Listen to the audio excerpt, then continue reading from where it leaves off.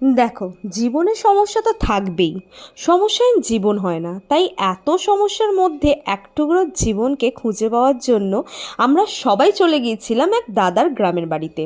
আমরা শহরের ব্যস্ততায় থাকি, তাই গ্রাম আমাদের কাছে একটা শান্তির জায়গা। আর গ্রামের খাঁটি খাবার, তাও আবার গাছের, সে তো আলাদাই টেস্ট। বাট এখন আর গ্রাম বলে আলাদা কিছু নেই। সবই কম বেশি শহরের মতো ব্যস্ততায় পরিপূর্ণ। আর যখন গ্রামে গিয়ে দেখি মা অপেক্ষা করছে আমাদের দেখার জন্য, সে তো আলাদাই অনুভূতি। সেই দিন ছিল দশমী। সে যে কি মজা ওখানকার মানুষদের, দেখলে চোখ জুড়িয়ে যাবে। সিঁদুর খেলা, মাকে বরণ করা। আর একটা অন্য অনুভূতি, আমাদের শহরের ঠাকুরের এত জাঁকজমক, হাই বাজেটের প্যান্ডেল, ঠাকুর সব করা সত্ত্বেও মায়ের বিদায় হয় ক্রেন নামক গাড়িটি করে। কিন্তু গ্রামে দেখো, মাকে কি সুন্দর কাঁধে করে ঘুরিয়ে জলে ফেললেন, কি সুন্দর তাকে বিদায় জানালো আন্তরিকভাবে।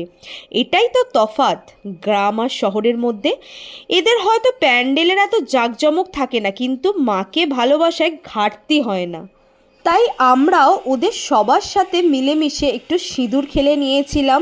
আর মাকে বিদায় জানাবো বলে আর শেষ দেখা দেখবো বলে ওদের সাথে গিয়েছিলাম, আর আনন্দও করেছিলাম। সে যে কি আনন্দ, সেটা আমি ভাষায় হয়তো কোনোদিনও প্রকাশ করতে পারবো না।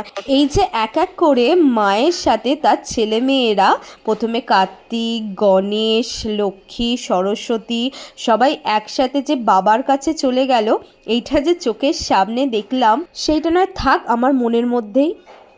তো এখন বাজে রাত কটা বাজে, 11:30।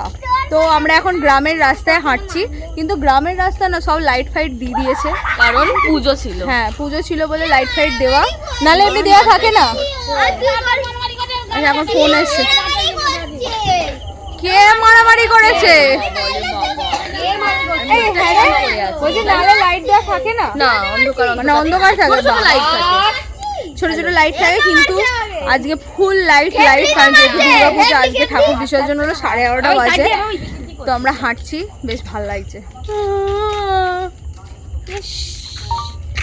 এই যে চাঁদনি রাত, এক চাঁদ হামারে সাথ।